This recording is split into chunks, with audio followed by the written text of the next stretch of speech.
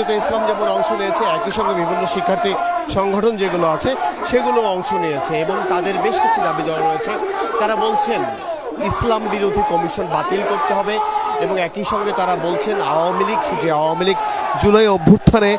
গণহত্যার নেতৃত্ব দিয়েছিল সেই আওয়ামী লীগকে নিষিদ্ধ ঘোষণা করতে হবে এবং নিষিদ্ধ ঘোষণার মধ্য দিয়ে আওয়ামী লীগ যেন নির্বাচনে অংশগ্রহণ না করতে পারে সে কথাও তারা বলছিলেন এবং একই সঙ্গে ট্রাম্পের গাঁজা দখল থামাও, জাতিগত নিধন, যুদ্ধাপরাধ বন্ধ করো, এইসব বিক্ষোভ মিছিলের কথাও তারা বলছেন। জাতীয় বিপ্লব পরিষদ যেমন রয়েছে, আহলে হাদিস আন্দোলন বাংলাদেশ ঢাকা জেলার নেতাকর্মীরা রয়েছে এবং একই সঙ্গে উত্তর গেটে অন্তত 5 থেকে 7টি সংগঠনের নানান কার্যক্রম চলছে এবং এই সংগঠনগুলো আপনি জেনে থাকবেন আগামীকাল হেফাজতে ইসলামের একটি